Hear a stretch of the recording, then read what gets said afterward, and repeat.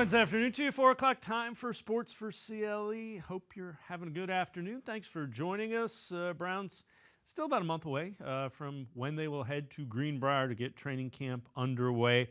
Amari Cooper still kind of not under contract. Recent interaction on TikTok with a user called Better.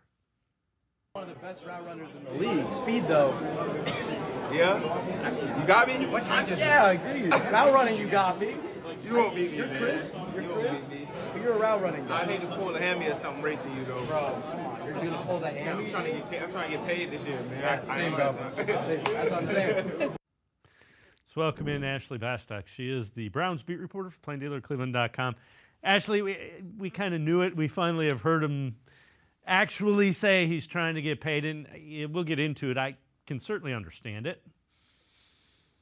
Yeah, even though I think it came there clearly in a joking moment, the point remains the same. And I know me and my other colleagues, especially Mary Kay Cabot, have especially been hammering this home. When you look at Amari Cooper's contract, not only is this the last year of his deal, he also has no more guaranteed money left on this deal. And guaranteed money is a huge thing. And couple that with his age, you know, there are other wide receivers in their 30s who are making more money than Amari Cooper right now. So I know age, everyone initially was like, oh, could that be a factor? The way the league is going now, I'm not so sure. But I think the point still stands that really this is his last chance to push for some guaranteed money, to push for a bigger contract throughout his career. And I think around this age, guys start to get realistic about their timelines, how much time they have left, maybe possibly even being closer to the ends of their careers than the beginning. So yeah, since we didn't get a chance to hear from Amari Cooper this spring, even though it was in a joking moment, I think it's very much Amari Cooper to kind of deliver that line that way from having a chance to get to know him over these last couple of years. But it's not surprising at all, especially looking at what the wide receiver market has done around him. Well, and he's doing it the way you should do it. I'm sure he's made it known to the Browns he would like to get paid. He's not screaming and you know, that's quite a departure from most NFL wide receivers. He's handling it like you would expect Amari Cooper to handle it. Yeah, we've made this comparison to Amari before. He's almost like Nick Chubb personality-wise. I think the Browns probably have one of, if not the quietest receiver room in the NFL. I even wrote a story about that 2 years ago because these guys are just not very flashy. And David Bell, I remember last year, even told me how Amari carries himself off the field is the same way he carries himself on the field. He's the type of guy who's just going to hand the ball back to the referee after he scores a touchdown. He's not going to celebrate. He acts like he's been there before because he has been there before. And he's just more on the introverted side. And I've been saying this. I think this is the most Amari Cooper way to go about this. For example, he showed up at David Njoku's celebrity softball game earlier this month. Now, Travis Kelce got most of the attention there, but I thought it was notable that Amari came into town and we all thought, oh, he came in here, they'll go to mini camp next week. Not fully expecting, I think, to see him do this holdout. So I think it's so Amari to show up for his teammates still, even though he knew probably at that point he was not going to be attending mandatory minicamp the following week. And I think he feels about his teammates very strongly. His teammates feel very strongly about him. Deshaun Watson got there up in front of us at his last interview and said Amari Cooper is the best in the game, not one of the best, the best. So I think really strong words from his quarterback, but this is not flashy or diva behavior at all, in my opinion. It's just such an Amari Cooper way to handle this situation. I know you guys have addressed this on the Orange and Brown Talk podcast, you and Mary Kay Cabot and Dan Lobby from cleveland.com, the Plain Dealer. Why do you think he's so important to the Browns this year, being Amari Cooper? Yeah, I think he is one of the defining pieces of this offense for a handful of reasons. I mean, number one, I don't think the Browns have a clear guy that could step up and be number one if something were to happen to Amari Cooper. That's basically been my complaint about the receiver room for the last 2 years now, that God forbid something happens to Amari Cooper and he gets hurt. I'm not quite sure what this offense looks like at that point. But he's one of the best route runners in the NFL. He has great chemistry with Deshaun Watson. They've gotten some reps together. Now they need more reps together, but I think he's going to be really instrumental with these choice routes the Browns are implementing in their offense this year. That requires experience. It requires some savviness. It requires guys to read a defense and make split-second decisions. And I think Amari Cooper is so good at all of that because his route running is so good. And it's not just that. His importance, I think, stretches into the intangibles as well, because you talk to any of these younger receivers, and I did last year for a story towards the end of the season about what makes Amari Cooper so great. And these guys have looked up to him since, in many cases, they were in high school before they even got to high school themselves. David Bell talked about Amari Cooper being one of the first guys he remembers looking up highlights of on YouTube. Elijah Moore and Jerry Jeudy are both from South Florida as well, where Amari is from. Elijah talked about being aware of him when Amari was in high school, before Elijah even ever got there. And then once he got to Alabama, obviously, and took off. But when Elijah was in high school, he even talked about pulling up clips on YouTube of Amari's moves and trying to replicate them in his own 7-on-7s. So these guys respect him. They listen to him. He's always down to talk football with them if they ask. I think he's helped all of them become better route runners. And I think he's really, and I think the Browns are banking on this too, going to be really key in taking Jerry Jeudy to the next level. I think there's a lot of questions about Jerry Jeudy, where his game is going, but I think Amari Cooper is going to be really great for him. The other thing that we found out today, the open dates for training camp in Berea for the Browns. So there are 6 of them. Sunday, August 4th at 2, Tuesday, August 6th at 4:15, Thursday, August 8th at 2, Monday the 12th at 2, Tuesday the 20th at 1:30, and Wednesday, August 21st at 1 o'clock.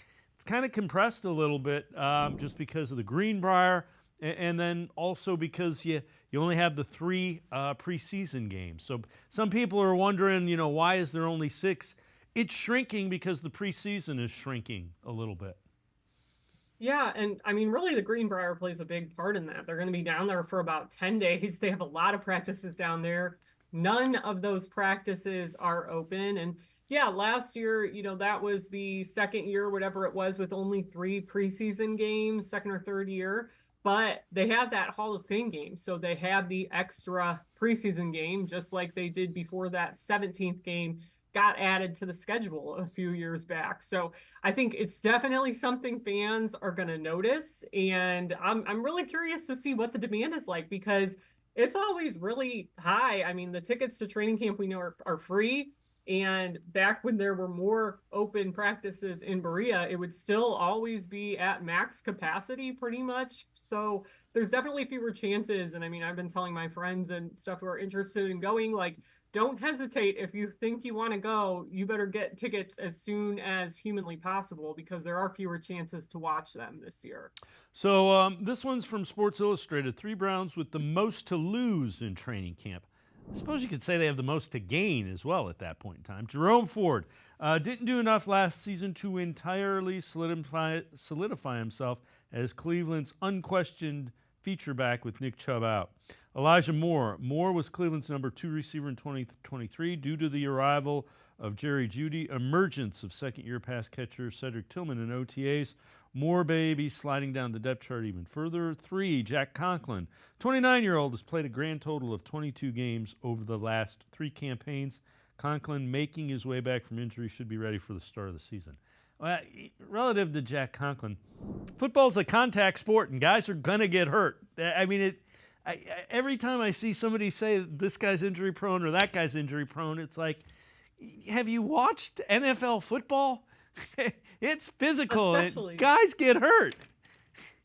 Especially on the line. I mean, it's part of life on the offensive line. I mean, and the defensive line, obviously. But Yeah, Jack Conklin's had some pretty unlucky years here over the last few years. I mean, 2021, not great. That's when he ended up with the ruptured patellar tendon in that Baltimore game, missed the rest of the year. He rebounded pretty nicely in 2022, was healthy for most of the way. And then, of course, just a freak injury last year in the opener against the Bengals. I do think that tackle situation is going to be really interesting. We obviously haven't really gotten to see him or Jedrick Wills yet out there. DeJuan Jones seems like he's coming around nicely. But look, I mean, I think lucky for the Browns and lucky for Jack Conklin, he already got his extension here, right? So I think the Browns are going to have to figure out what to do depending on how these guys progress injury wise. Now, I think the Browns have always valued tackles. They are O-line snobs, as Andrew Berry said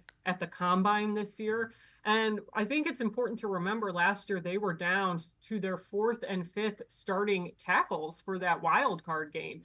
That position really was decimated by injuries. So I do think that potentially has made them value the position even more than they already did. And that was a lot already before those injuries happened to Jed Wills, DeJuan Jones, and Jack Conklin. So I think going into the season, it's all about who's healthy. What are their different timelines like? Because these were different injuries, MCLs for Jed and DeJuan, and a couple ACL and MCL, I think, for Jack. So a more severe knee injury for him. He's gone through knee injuries before, but I'll be really curious to see what they do because I think everyone knows DeJuan Jones played really, really well last year when given the opportunity. So if everyone's healthy, it just feels like there is going to be an odd man out, and they're going to kind of have to figure out how to navigate that at that point. And you mentioned, down to the fourth and fifth tackles, and they were there for a good part of the end of the season.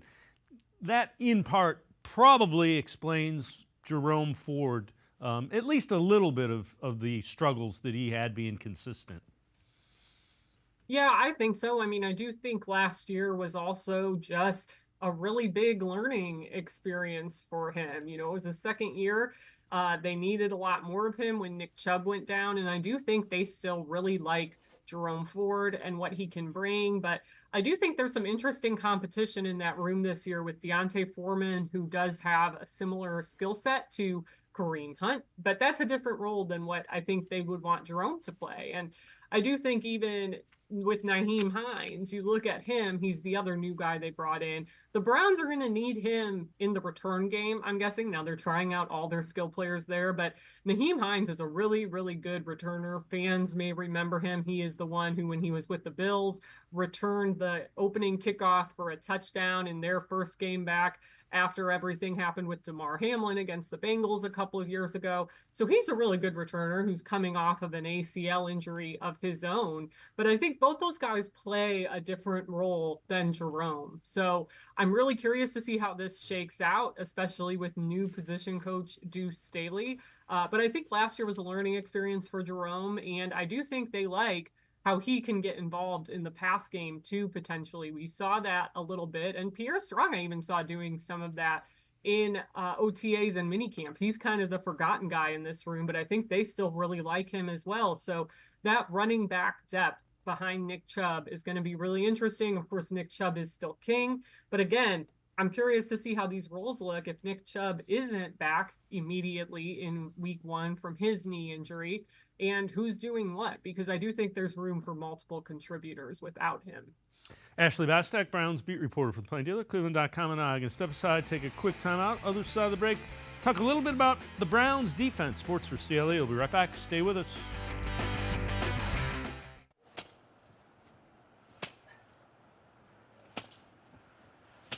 Moneymaker from the Ohio Lottery has no interest in beating around the bush.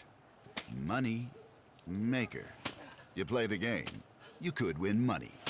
Up to $2 million. With more than $88 million in prizes from $50 to $500. Moneymaker cuts right to the cash. Unlike this guy.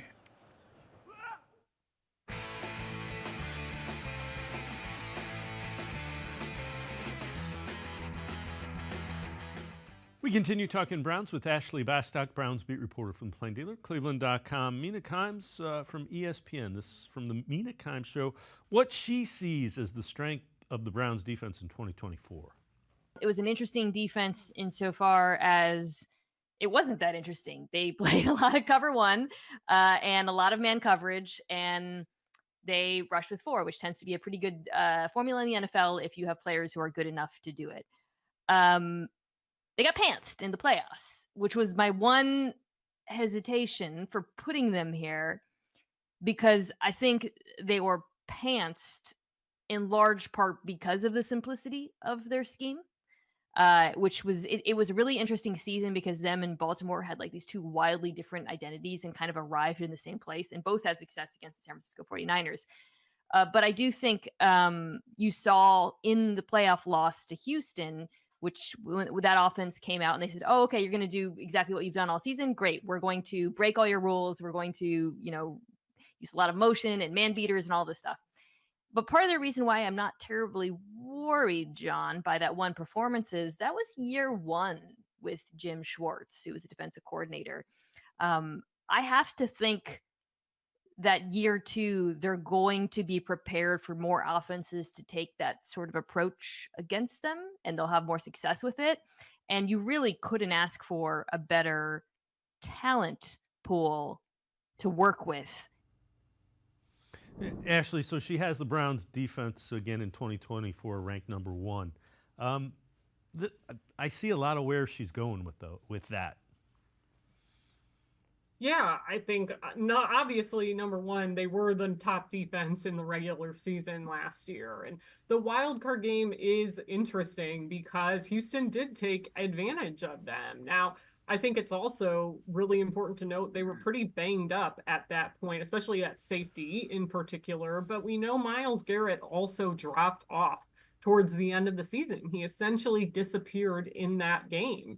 And I think that was a big issue. I think that's a big issue that Myles is going to have to contend with this year, because I think coming off of his Defensive Player of the Year performance, the defense is going to go as he goes. And I think while the Houston game is interesting, there were other games, if you watch them closely enough throughout the year, that kind of presented some of those warning signs that I think do give cause for concern coming into this year. And largely, I think, and I've been hammering this point home for months and months and months, it didn't have as much to do with home versus away as it did with the savviness of the veteran quarterbacks that they sometimes had to play on the road. In particular, I'm talking about Russell Wilson when they lost to the Broncos, and Matthew Stafford, who obviously knows Jim Schwartz and his schemes probably better than any quarterback in the league, since Jim Schwartz is the guy who drafted him back when they were both with the Lions. So I think that, to me, is what's so interesting when you can get those quarterbacks who can react really quickly to what they're seeing with the defense and who can get the ball out really quickly. And I think that, for me, was the number 1 thing you saw them struggle with. But you did see what they did super well, I think, for the most part last year, was rush and coverage working together. You hear them talk about it all the time. So I don't hate them being ranked number 1, but I also think it's really important to note, we just recorded a podcast on this today. The quarterbacks that they have to face this upcoming year, if everyone remains healthy, this is the first time the Browns have had to play a second place schedule in a really long time. So it's going to look totally different when you have Dak Prescott and Patrick Mahomes and Tua Tagovailoa coming into town. I mean, there's just going to be more of those sort of veteran, savvy, all-pro, Pro Bowler quarterbacks who your defense is going to have to contend with now. And I think it's going to be a really tough test. We're really going to get a feel for where these guys stand when they have to face some of those guys. I know you wrote an article about a rookie that made an impact during the offseason, specifically Nathaniel Watson, the linebacker, who they took, I think it was 6th round out of Mississippi State. Yeah, I think Nathaniel Watson is really, really interesting because he dropped to the 6th round, but he led the SEC in tackles this past year while he was there. So he performed well in one of the best, if not the best, conferences in college football. He got the stats. And I think he is a prime example of how Andrew Berry, some of his thinking on age has changed post-COVID-19, because normally, I think in years past, you would not have expected him to take somebody who is as old as Nathaniel Watson. He's going to be 24 on September 1st. But I think he's changed his thinking, because before, if you had a guy who was older, closer to his mid-20s, the thinking was, oh, well, he's doing this against a bunch of 18-year-olds. Now, I think the overall landscape of college football has trended older post-pandemic, and players having COVID years and staying longer. So I think that probably scared some teams away, as did off the field issues potentially. He had a drag racing arrest and a DUI arrest. He talked about those being growth and learning experiences. Now, I do think that's important to note that those happen, but when the Browns have talked to us about it, they talked about being willing to give him a second chance on some of those mistakes. And I think so far, what we've seen from him, number one, he passes the eyeball test. You see him out there with the other linebackers, and I said this as soon as he got in front of us at rookie minicamp. There is nobody who is as big as he is. I think the Browns only have him listed as 6 feet, but I'm pretty sure that's still a typo on their roster, because he has to be at least 6'2". I'm pretty sure 6'2" was his combine measurement. He's big. He made some plays. I mean, we saw everything seems kind of up for grabs in that room depth chart-wise beyond JOK. So they're mixing guys up. Sometimes you'd see Devin Bush next to Jeremiah. Other times you would see Nathaniel Watson. And he, of course, got the interception that ended the first open OTA practice that we were at, off of Tyler Huntley, I believe. So he had, I think, a really good showing. He looked like he belonged out there. He passed the eyeball test. And time again, this early in the offseason, those things are important. They're arguably the most important things I think you can glean about rookies. And to me, he just looked the part out there. And Jason Tarver talked last week or a couple of weeks ago now and said kind of what we have been hypothesizing about him, which is because he's older, the game has kind of already slowed down for him. Like, the flip side of that is he probably is who he is as a player. Developmental wise, there's not much more to do there. But he's matured really quickly, and he doesn't make the same mistake twice, which makes a guy really coachable. He learns quickly because of all the experience he has. Mississippi State's going to become a must-stop for the Browns scouting department for defense. You got Martin Emerson there now, potentially Nathaniel Watson. All right, before we go to break, you wrote another article, why minicamp was so encouraging for the Browns safeties. Take us through that one. Yeah, I think the safeties are a really interesting position group, because they were the one on the defense last year that got kind of beat up injury-wise. And I think it was really good. We got to see last year, obviously, Grant Delpit, his season ended with that groin injury against Jacksonville. Rodney McLeod working his way back from a biceps injury. And Juan Thornhill was struggling with a calf injury for most of the season. That on locker cleanout day, he was really honest about how frustrating that was. So I think it was really promising that Grant especially was named a Pro Bowl alternate. He literally had a Pro Bowl caliber year. And I think he still has room to grow and be healthy. And Rodney McLeod and Juan Thornhill and Grant, we got to see all three of them out there on the field during the spring. And that was just really promising, knowing the injuries those guys were going through, knowing they're another year older, another year wiser. And Rodney McLeod is one of the guys on this team that knows Jim Schwartz and this defense the best. So he already announced this is going to be his last year. He's planning to retire after this season, but he's a really, really key piece in this defense. Ashley Bastock, Browns beat reporter for the Plain Dealer, cleveland.com, and I are going to step aside, take a quick timeout. Other side of the break, we will continue talking Browns. Sports for CLE. I'll be right back. Stay with us. Come back to go forward. Back to learning new things. Back to pursuing your dreams. Tri-C has flexible learning options to fit your life. And every year, more than 1,000 local companies provide Tri-C students with real-world learning. The right education can boost your lifetime earning power by hundreds of thousands of dollars. Start now with a college education you can afford. Tri-C, where futures begin.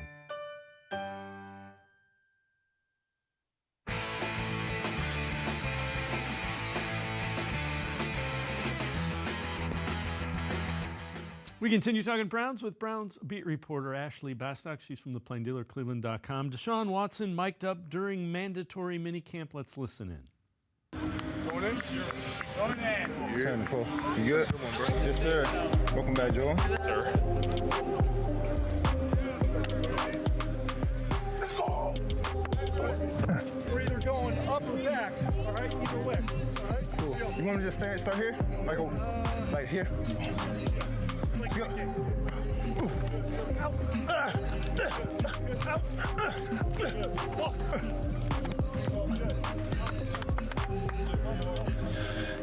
Minute count, baby.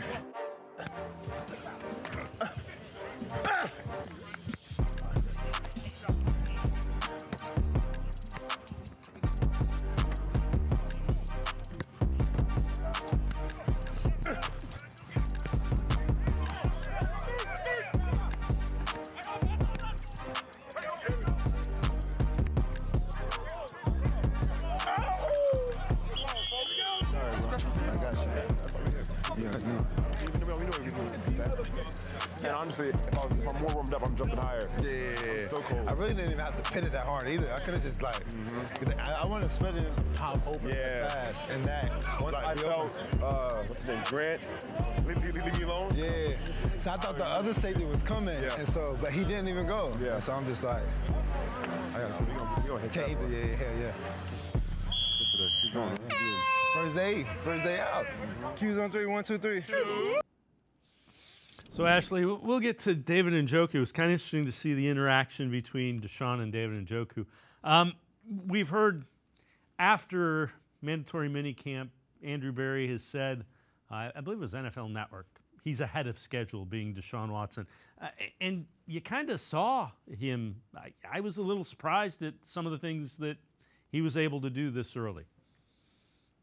I was too. You know, he was one of the players that I've said I feel like he leaves the spring with positive momentum. I think we came into OTAs and minicamp just, at least me personally, not expecting to see Deshaun Watson do a ton. I think the conservative approach with this shoulder rehab is really smart, but I think it's not just about we saw him throw multiple times, obviously. It's also the throws looked like football throws. And I think it's important to give the caveats that, hey, no one's hitting the quarterback, and it's not like he's throwing as many times as he would in a game, and there's no real pass rush to contend with because you know you're not going to get hit.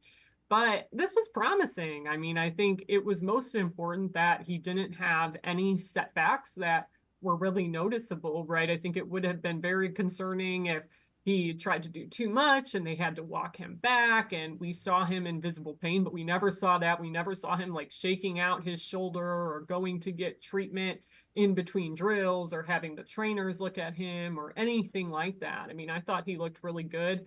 And I think I will be thinking about that throw he made to Jalen Darden on the last day of minicamp down the left sideline, and then also the overthrow he had to Elijah Moore in the same like 7-on-7 or 11-on-11 period.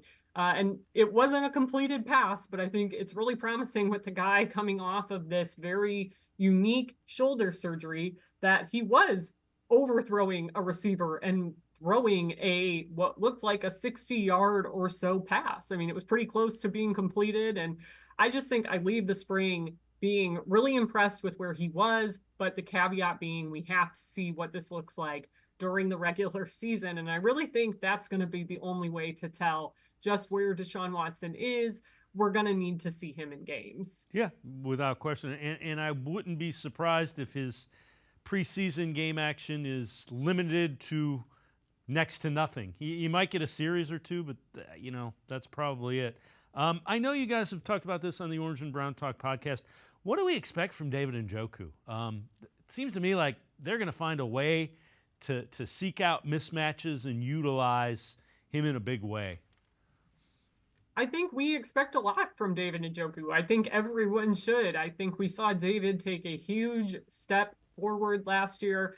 And to me, the next step for him, and I said this on our Orange and Brown Talk podcast, it's about becoming a menace in the red zone, that when he goes up for a contested catch, to get a touchdown, you know there's a better chance that he's going to make that play than not. And David is so big. He got so good last year at picking up yards after the catch. I think maybe that was his biggest improvement in 2023. And now it's about continuing to build that chemistry with Deshaun Watson, get more reps together, because David did pretty good with Deshaun at the beginning of the year. He did great with Joe Flacco at the end. And I just think those two guys getting more reps together, getting more chemistry, getting to be that guy that when Deshaun Watson is looking for somebody in the end zone, David is one of his first looks. I think that to me is the next step for him. When you have a $13 million a year tight end, that's how you want to be. David's a great blocker. Like I said, great picking up yards after the catch. But I think for me,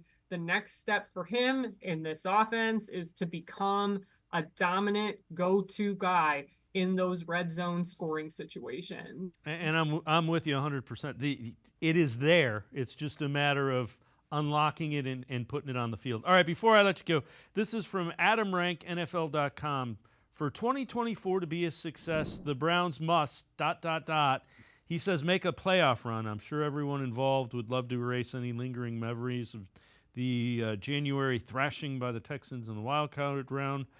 By stringing together multiple victories in the same postseason. Cleveland's never done it in the Super Bowl era. I just note Adam Rank is the guy that predicted the Browns would be 6-11 last year, and I believe it was the first 10 or 11 games he had every one of them wrong. But I think he's right with this. It's there. It's there to win multiple playoff games and be a Super Bowl contender. Yeah, I think he's right on the money with this prediction, even if last year's schedule one wasn't that correct. I do think that's just where this team is now. I don't think it's just good enough to make the playoffs. I mean, we saw that last year. It was such a disappointment to lose in that wild card round. It just felt like they were primed to make a run. I think that's the next step. It's the thing we really haven't seen them do yet. Obviously, they got to the divisional round in 2020, but I think that's the next step for them, is making it further and making it to an AFC championship game at least, hopefully winning an AFC championship game and going to the Super Bowl. So 100%, I think that's what would make this year a success. And maybe they won't win the Super Bowl. That's obviously always the goal, but I think you can't be down on them if they make that playoff run. That's what's next for them. Ashley Bastock, as always, great stuff. Appreciate the time and the insight. Thanks very much, Ashley. Thank you. Ashley Bastock, make sure you check her out. Great Browns coverage, cleveland.com, as well as the pages of the Plain Dealer. We're going to take a quick time out. Other side of the break, Casey Kinnamon from the Barking Browns podcast. Sports4CLE, talking Browns. Stay with us. Come back to go forward. Back to learning new things. Back to pursuing your dreams. Tri-C has flexible learning options to fit your life. And every year, more than 1,000 local companies provide Tri-C students with real-world learning. The right education can boost your lifetime earning power by hundreds of thousands of dollars. Start now with a college education you can afford. Tri-C, where futures begin.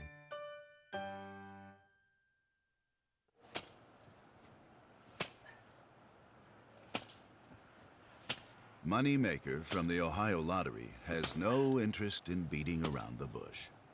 Money Maker. You play the game, you could win money. Up to $2 million. With more than $88 million in prizes from $50 to $500. Moneymaker cuts right to the cash. Unlike this guy. I am powerful beyond my wildest imagination. I will define my future. I will keep challenging myself to improve. Because I am a future leader of this great nation. I will be responsible for raising a beautiful family. And educating not only my generation, but many more to come. I will make a difference in my community. And I will stand up for what I believe in. I will not settle for simply chasing my dreams. I will achieve them. Because I was given a chance. An opportunity. A home. At Family, Career, and Community Leaders of America. The ultimate leadership experience. FCCLA has been one of the greatest experiences of my life. It's made me who I am today. Join us. We'll build a new future together.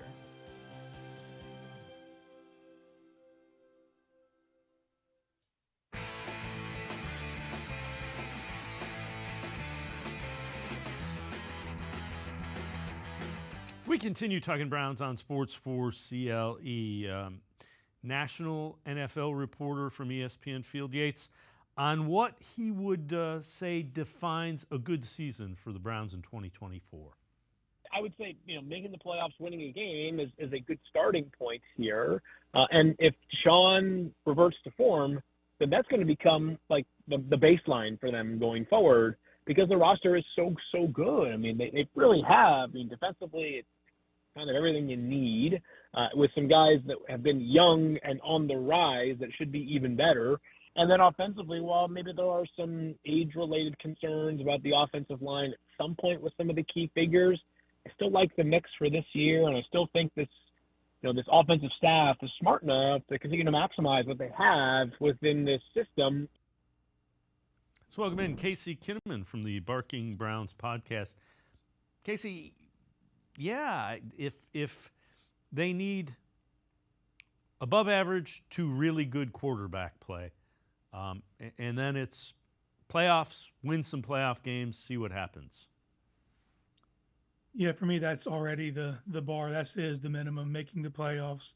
But for now, I think it's time to raise that bar. I think it is time to win the AFC North. For me, that's where my sights are, because what's the best chance you have to make a playoff run is you got to get a home playoff game. We know what this team can do at home, win the North, win a playoff game, and let the chips fall where they may, and just make a run. I think that it's high time. The bar has to be the bar, and not just our expectations, but the players as well, is to go win the North. This needs to be their division to win this season. Yeah, and the important thing there is home playoff game. And under Kevin Stefanski, it's become a place that teams can't beat the Browns at home. Yeah, and I remember for years we'd always talk about the home field advantage of playing in front of the dog pound, and it really wasn't the case until Kevin Stefanski got here. And over time, we've seen this place be a house of horrors for team to have to come in and play in front of this fan base.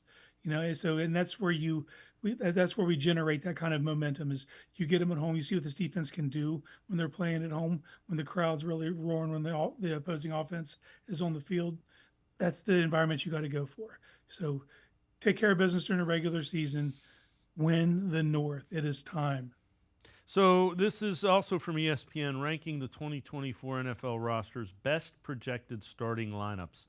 They have 49ers 1, Chiefs 2, Ravens 3. They rank the Browns 12th. X factor for 2024, they say Deshaun Watson. If he somehow can regain the form he had when he played in Houston, this team with an otherwise strong roster is a Super Bowl contender. If he plays like he has as a Brown, 42 QBR over 2 seasons, then it's not.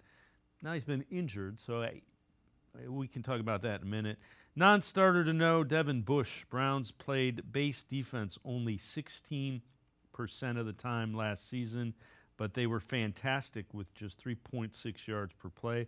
Bush has played only 250 snaps in Seattle, but had better numbers than he did in his final year in Seattle. Can he help the Browns continue to shut down the run when they bring in a third linebacker on the field? I feel pretty good about Devin Bush because I'm guessing they asked Jim Schwartz, how you going to use this guy? And I think Jim Schwartz has a pretty good idea. If you're looking at NFL rosters and telling me the Browns are 12th, I'm going to take your crayons away and send you to the corner. Yeah, and they would deserve it. The overcorrection, it's just overblown the struggles of Deshaun Watson in 2023 on the field. The problem was he was injured, and you didn't get to see it over the course of a season. But I can't ignore the fact that the games he started and finished, they were 4-1. He completed 63% of his passes and threw 7 touchdowns to 3 interceptions. You extrapolate that over the course of a season, I think you're pretty happy with where your quarterback play is. And I still expect him to get better week over week as it starts to build over the mid part of the season to the end. And everybody keeps reverting back to 2020 Deshaun. I think you need to look more at 2018 and 2019 when Houston was actually good. People keep forgetting in 2020, it's a lot of garbage time yards. in 2018 and 2019, they were going to the playoffs. And that's where I look. So you're looking at 65% completion percentage, hovering around 4,000 yards, 26 touchdowns to anywhere from 9 to 12 interceptions. For me, that's where my hopes are for Deshaun Watson this season. And if that happens, there's no way you can tell me the Browns are not a top 5 roster. And the other thing about that completion percentage, Browns have never had a guy that has had above 63% completion percentage. That shows you how much the franchise has struggled with the quarterback position. And they brought Ken Dorsey in to run the offense he was really comfortable with in Houston. And they're going to play to what Deshaun Watson is really good at diagnosing and quickly assimilating what a defense is doing when you let him do it out of shotgun. That's what they're going to do. Yeah, keep him as comfortable as possible. Keep him seeing the field to how he wants to see the field and operate from there. I think that you're going to see him. You're going to see a ton of open reads. You're going to see a lot of concepts. Some of the stuff we've seen in the past with stick concepts and stuff like that will still be a staple of this offense. But I just think that there's too many playmakers around him to not let him try to dictate at the line of scrimmage, call the protections, get comfortable, and just find the open guy and spread the ball around. I think that that's going to be the name of the game this year. There's going to be a ton of target share to be had. All right, this is ranking the NFL's top 10 returning head coaches entering 2024. They go Andy Reid 1, Kyle Shanahan 2, John Harbaugh 3, Sean McVay 4, Mike Tomlin 5. Then we got Matt LaFleur, Dan Campbell, and D'Amico Ryan 6, 7, and 8. They have Kevin Stefanski 9 and Sean McDermott 10. Again, all right, I'm not quite sure how a couple of seasons with Dan Campbell, he's up at 7. Matt LaFleur, let's see a little bit more of that. D'Amico Ryans, that was 1 year. Again, Kevin Stefanski's not getting quite as much respect, I think, as he should. Yeah, I just love the fact that we're here now, though, and he's getting ranked inside the top 10, and it still feels disrespectful. Right. I think that's where he's made it as a coach. But when you point out that, when you look at that article, they're saying that he was there because of the way he managed the quarterback situation. Yeah, in part, but it's much more than that. It's the way that he leads. It's the way that his players echo his sentiments. It's the way he navigates chaos. Because it wasn't just the quarterback. There were injuries everywhere last year. They kept the blinders on, kept it 1 week at a time, and just kept building through the season. And I think that just having that steady approach and having the locker room, allowing your leaders to lead, and then your leaders echoing your sentiments when they get in front of a microphone, I think that speaks volume to who you are as a coach. So I do believe he is a top 10 coach in the NFL. I think that I would have him closer to 5 than I do 10, but I can't be that mad about it. I also think it's telling that 3 of the top 10 coaches on that list are in the AFC North. Yeah, and they should be. I've got no issue with the top of that list whatsoever. And again, my issue with Campbell, and they haven't done it for more than a season and a half, especially D'Amico Ryans. But again, top 10 is where he should be, without question. Casey Kinnamon and I are going to step aside, take a quick time out. Other side of the break, we're going to talk a little bit about Amari Cooper and also the top 20 wide receivers for 2024. Sports for CLE, talking Browns and Amari Cooper when we return. Stay with us. The Ohio Lottery Partners in Education program is dedicated to recognizing exceptional students, teachers, and schools throughout Ohio. Scan the QR code on screen to nominate students and teachers as Academic All-Stars and Teachers of the Month. They must be currently enrolled or teach in grades K through 12. Is your K through 12 school developing students' literacy skills to achieve success in reading? If so, you can nominate your school for the School of the Year. Students can win $100, teachers can win $500, and schools can win $2,500. Scan the QR code, fill out the forms, and nominate deserving students, teachers, and schools today. The Ohio Lottery Partners in Education program takes pride in honoring exceptional students, teachers, and schools across Ohio. Submit your nomination today. It's fun, fast, and free.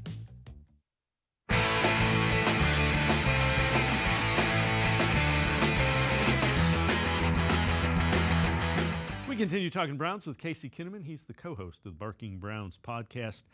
Tom Pelissero, NFL Network's NFL Insiders, talking about Amari Cooper and the contract situation with the Browns. The surprise holdout of all of mini camps was Browns wide receiver Amari Cooper, though maybe shouldn't have been that big of a surprise. He's been playing now, entering year 5 of a 5-year, $100 million, what I'd call a cocktail napkin contract, where he would just do $20 million each season. Remember, a couple of years ago, Dallas deemed that too much. They were going to cut him. They trade him for a late-round pick to Cleveland. All Amari Cooper does is go out and have a couple of consecutive 1,000-yard seasons. Probably not a surprise, Judy, where the receiver market is going, that Amari Cooper also wants an upgrade, if not a new extension, to lock him in with Cleveland. Not a surprise. Keep in mind, he has had late-season injuries the last 2 years, and he's going to be 30 years old, and so that might give the Cleveland Browns pause. On the other hand, they haven't really found a suitable number 2 that they can depend on, so they really need Amari Cooper on the Cleveland Browns. In Casey, both of those are true.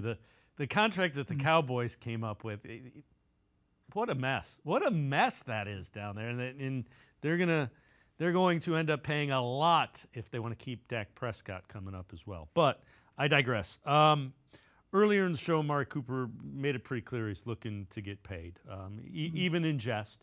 He's going about it the right way, though. He's not. It's not a big show. It's not a diva. I'm sure he's made it clear to the Browns.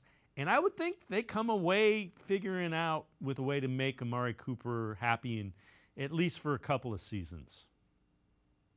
Yeah, there's too many smart people involved in this for them not to find a way to make this work and be amicable for both sides. If you look at Amari Cooper do 20.8 this year, and he considers he wants to get paid, not that that's insignificant money, but just for a second, assume that he's forced to play on that 20.8 this year. Say he has the exact same season he had last year, 72 for 1250 and 17.4 a catch. He'd be renegotiating next year at the age of 31. So he wants to get this done now. The sooner, the better for Amari. And it just, for me, it comes about the length of the contract, getting something both sides are comfortable with. You know, personally, I'd like to see Amari here this season and the next 2. I think more realistic is he's here the next 2 with that 3rd year being not guaranteed. And I think that's probably the sticking point between both sides. But there makes no sense for them not to come up with a solution between now and the time these guys head to Greenbrier. Yeah, and it's something that this front office is really good at. They'll find a way to get guaranteed money up front. They'll find a way to bring his cap number down, and they'll find a way to make sure you might even get that 3rd year might be incentives. You know, it's incentive laden, it's incentive driven. That if he goes out and does it, he gets a little bit more. The other thing is the injury. He's played through some pretty significant injuries and been very productive. But again, I get it. He's 30. Mary Kay Cabot, Browns beat reporter, was on the show. She wrote an article. There are 30-year-olds that are getting paid pretty significant money more than Amari Cooper. So I would imagine they will correct it to the market, because that's kind of what this front office has done. They want to keep him, and this front office has found a way to keep guys they want around. Yeah, and they have added some intriguing talent to that room, but to their point, he is a proven one. You can't ignore that fact, and I don't see that ending anytime soon. I just think it becomes, after a receiver's 32, how much can you guarantee? How much do you want to lock into that future? But between now and then, I think that he's definitely worth what the market would dictate. I'd say somewhere in that 26 to 29 range. I think that's probably what you're looking at for Amari Cooper. Yeah, and you find a way to make the cap hits kind of spread out. And you got a signing bonus up front, so he gets gear. He has no guaranteed money, so that's kind of the interesting. Yeah, he wants security, and I think it's just going to come down to a ton of void years on the back end. Right. All right. So this from CBS Sports, ranking the top 20 receivers for 2024. They go Justin Jefferson 1, Tyreek Hill 2, C.D. Lamb 3. Brandon Ayuk was at 8. Amari Cooper 20. Cooper just became the first player in Browns history to record back-to-back 1,000-yard receiving seasons. In fact, his 1,250 receiving yards in 2023 was a career high for Cooper, who played with 4 different quarterbacks. Again, that all points to find a way to pay the guy. Yeah, figure it out, because he figures it out. That's what it comes down to. And I think this reoccurring cycle. Every year Amari Cooper goes out and he produces and he puts up numbers. And then every offseason, it seems like he's the forgotten guy. He's the non-sexy name somehow. And he just slides further and further back down the pack. And this is much like the Kevin Stefanski thing, where him being in the top 10 of head coaches felt like disrespect. Saying Amari's the 20th receiver in the league, and there's freaky athletes all over this league playing receiver. There aren't 19 more that I would rather have than Amari Cooper. Now that number is probably closer to 15 to 12, which still puts you in elite company when you look at the talent across this league. But that's just the level of player that he is year in and year out. He is your North Star. He's the reason you feel good about all this potential talent. It's because you know what you have in Amari Cooper. So yeah, it's 20, it's not bad company, but I feel like he should be higher than that. Yeah, and I think with the things they're going to do with the offense, opening it up with Deshaun Watson throwing a little bit more, I think his numbers are going to be even better. But again, I think they find a way to get it done. This is from Fansided, and this one really has me scratching my head. Power rankings for every quarterback situation going into training camp. Chiefs 1, Bills 2, Ravens 3, Bengals 4. I have no issues with those. Steelers 20th, Broncos 29th, Panthers 30th, Browns 31st. Projected starter Deshaun Watson will be the second worst quarterback in the NFL this season. That seems unlikely. Even at his worst, his QBR sits at a little over 40 last year. 7 different players deemed starters had worse QBRs than Watson. Watson is currently the QB of a perfectly constructed roster, except for Watson himself. Watson was injured. I mean, he played injured. And you're telling me you'd rather have Bo Nix and Zach Wilson or Bryce Young or the mess that's the quarterback situation with the Steelers? Come on. Yeah, this narrative's tired. It's getting exhausting, and it's this Watson tax, and it's went far enough now that it's just ludicrous. I'm just going to be Watson aside. I would take Jameis Winston over most of those guys you just said this season. Yes. And he's the Tyler backup. Huntley. And the backup's the backup. The quarterback room is deeper than anyone in the league. So even if you didn't like Watson, you would like the backup options more than some of these rookies or Aiden O'Connell and Gardner Minshew or either the quarterbacks in Pittsburgh. It's laughable at this point. This narrative is tired. And I'm not trying to say you need to confuse Watson with Patrick Mahomes, but it's ludicrous, like I said. It's an upper half of the league, period. Yeah, absolutely. Back in the day, they had a don't piss in my ear and tell me it's raining. That's what you're doing if you're telling me the Browns have the second worst quarterback situation in the NFL. Come on. It's fan-sided, and you guys are losing credibility doing that kind of garbage. Just come on. Yeah. Yeah, people you can't are not, publish that. No, people aren't stupid. I mean, that's ridiculous. Just stop. They're just trying to capitalize on the negative publicity Deshaun Watson has across the league, and they're just trying to pile on at this point. It has no merit, though. Yeah, it's getting. I mean, okay, you want to say that? We'll kind of laugh at you, kind of the way we laugh at Adam Rank when it's 6 and 11. Bookmark Adam it. That's what I would tell people. Bookmark that. Casey Kinnamon and I going to step aside to take one more time out of the side of the break, talk a little bit about the Browns defense, plus cut candidates that should be on every NFL team's radar. Sports4CLE talking Browns. Stay with us.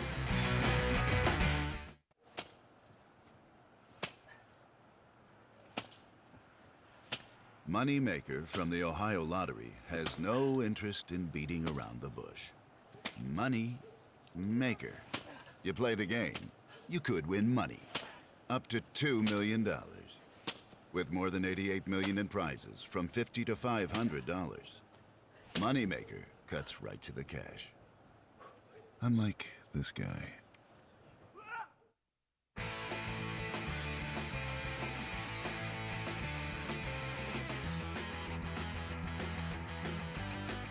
We continue talking Browns with Casey Kinnamon from the Barking Browns podcast.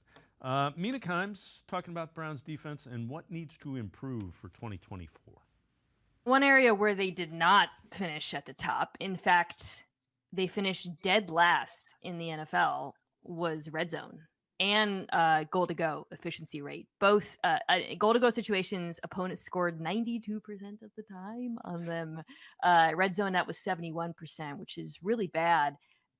So on one hand, that's not a super stable metric. So I think they might actually just have some better luck next season. But I do think that reflects, if there is a weakness in this group, they're still not super stout up the spine. You talked about the linebacker group, and then I think defensive tackle. They made a great leap. You remember it was only a year ago that it seemed like anyone could run on that Browns defense. And I think that some of the additions that they've made there have really paid off. But that remains, if I feel like I have like one kind of a little bit of a question mark about them. You mentioned the weaknesses at linebacker. I think that would be it. And Casey, earlier in the show, Mina Kimes has the defense ranked as the top defense in the NFL for 2024. So we did show that. I would say Jordan Hicks helps that. Nathaniel Watson helps that. Quentin Jefferson helps that. I would stop there. I won't say that that Michael Hall is a little undersized and 20 years old. They're looking for him as a pass rusher. But I think those three guys are aimed at addressing those kind of things. Yeah, the loss of Talkie, I think, is a little puzzling because I think that's something you could have stayed consistent with in his role in limited snaps as a strong side backer. But I do like what they did with Hicks. He's just a tackling machine between the tackles. I like Watson's upside as a Sam. But I do want to touch on her point. I do think that it's very telling. Between the 20s, the Browns were as stingy as any defense we've seen in Cleveland. But once teams were to actually crack that and get in the red zone, it seems there was little resistance. And a lot of those came on quick field scenarios where there was a turnover and it was quick change. They had to get out there, and it seems like teams didn't have any difficulty scoring in those positions, and that's something they have to work on. If you were the best defense in the league between the 20s, that has to transfer to the red zone. In fact, it has to get even stingier inside the red zone. So that is an aspect I expect them to attack with a crazy effort from Jim Schwartz this year. I just think that has to be something they focused on all offseason to figure out how to tighten up in those situations, because that is often where the games are won and lost. So I want to see a drastic uptick in their red zone defense efficiency. Yeah, and again, I think I have a lot of – if you're telling me, do you have confidence that Jim Schwartz – yeah, I do. I think if we know it, Jim Schwartz knows that Jim Schwartz is no nonsense, no bullshit. He's looking at it going, fellas, this was not good. And I think that will get corrected. This from the Bleacher Report. 5 cut candidates who should be on every NFL team's radar. They say Juju Smith-Schuster, wide receiver for the Patriots, unlikely to return to his Pro Bowl form displayed with the Steelers. Healthy Smith-Schuster could be a major asset. Peyton Turner, edge rusher for the Saints, has length and athleticism required to succeed at the professional level, 6'6", 270, while possessing plenty of explosiveness and power within that frame. Running back Khalil Herbert would afford a backup option in case of an injury, could even work as a starting kick returner given his respectable career numbers with 32 returns.